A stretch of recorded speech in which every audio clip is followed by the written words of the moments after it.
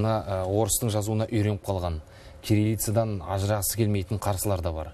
Ол қажеті қанша, егер латыншаға көшсек, сонау 40-шы жылдардан бері қағазға түскен барлық рухани байлығымыздан бір күнде айылып қаламыз деп қауіптенетіндер бар. Қауіптер орынды ма? Меніңше орны жоқ ешқандай. Біріншіден мақалада айтылғандай кириллицамен қатар жүре береді. Яғни қазіргі интернет уақытысында, ақпарат заманында кез келген адам кириллица арқылы да оқи береді. Ал екінші жағынан латын әрпінде жаза алмайтын бізде кісі жоқ деуге болады. Әркім ағылшын тілін үйренді, әсіресе жастарымыз мысалға оқып біліп.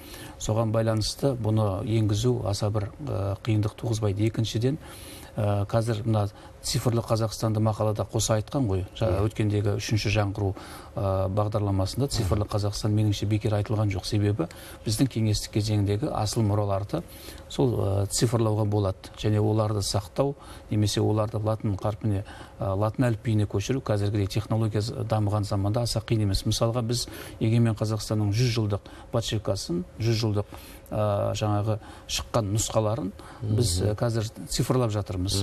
Ол енді бірнеше дискке ғана сыйып кетеді. 100 жылдық тарихымыз мысалға жаңағы цифрланады. Демек, бұлардың бәрінен айырылып қаламыз деген қаупі жоқ.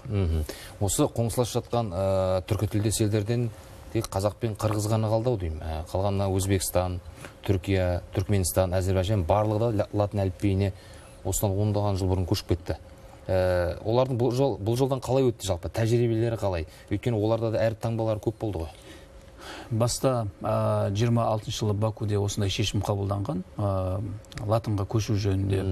Содан Ататүрк 29 жылы Ататүрк көшкеннен кейін Кеңес одағы сол Түркия мен түркі әлемі жақындасып кетпесін деп білесіз, кейін қадам жасады. Сондықтан 92 жылы осы тәуелсіздік алғаннан кейін түрік халықтарының зиялы қауым өкілдері Қазақстаннан Әбдуәлі Қайдаров академик ақсақалымыз бастап барлығы ортақ шешімге келген, мәмілеге келген. Біз бүкіл түрік халықтарының мына дыбыстық ерекшеліктерін қамтамасыз ететін жаңа әліпби түзейік. Бұл өз арамызда қолданайық деген. Соның әсерімен әуелі Әзербайжан, кейін Өзбекстан, Түркменстан көшіп кетті. Бұлардың әліпбиін бір-біріне жақын деп айтуға болады. Ал дайындықта өте көп жұмыстар атқарылды, себебі бұнда 26 жылғы біздің тәжірибеміз ескерілді. Сонымен қатар мына Түркияның тәжірибесі, Ататүрктің тәжірибесі ескерілді. Бірақ әрине қазіргі кезеңде біздің бір жағы үлкен дайындықпен келгеніміздің үлкен пайдасы бар, себебі Өзбекстандағы, Әзербайжан мен Түркменстандағы кейбір егер олқылықтар болса, біздің сабақ алуымызға мүмкіншілік туды. Жаңа дыбыстық ерекшелік деп қалдыңыз. Бір мақала есіме түсіп отыр, қателеспесем, Сапархан Мырзабекова деймін, фонетик ғалым марқұм. Сол кісінің айтқаны бар, егер сол замандағы алаш азаматтары, абай заманында өмір сүрген адамдар тіріліп келсе, қазір бізбен түсінісу оңай болмас еді. Өйткені себебі табиғаты бөлек кирилл алфавиті қазақтың дыбысын, сөзін, акустикасын, тіпті тілмен жақ, мына бет пішіне дейін өзгертіп жіберген. Егер әліпбиді ауыстырсақ, сингармонизм заңдылығы сақтала ма, қалай ойлайсыз? Жалпы алғанда әліпбі деген ол өркениет.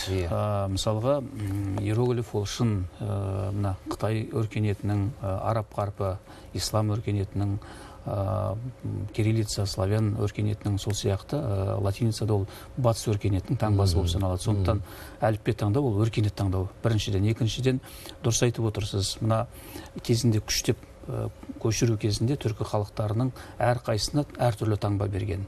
Мысалға, қазаққа басқа кириллица, қырғызға басқа, түркменге, татарға басқа кириллица. Сол арқылы тілдерімізде ажыраған. Үшіншіден, кезінде мына кеңестік кезеңде терминологияда арнайы жарлық болған, шығыс халықтарынан енген сөздерді әр ұлт өзіне сәйкестендіріп алады, ал батыстан келген терминдерді тек қана Мәскеу арқылы қабылдау деген. Сол арқылы біздің тілдік мына дыбыстау механизміміз бұзылды, яғни дыбыс аппаратымыз бұзылды. Ал кириллицаға көшпеген өз әліппесінде қалған грузин, армян немесе басқа ұлыстарды қарайтын болсақ, оларда қазір өзге тілдерді акцентпен сөйлейді. Себебі олар дыбыстау аппаратын сақтап қалды.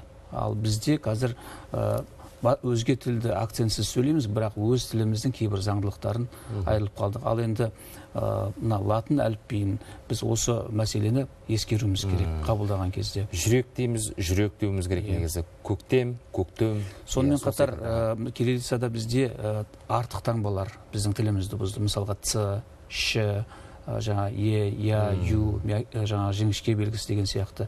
Бұларды балалар үйрену арқылы, қайталау арқылы біздің тіліміздің жаңағы аппаратымыз бұзылды деуге болады. Сондықтан бұларды телудің қажеті жоқ. Жақсы.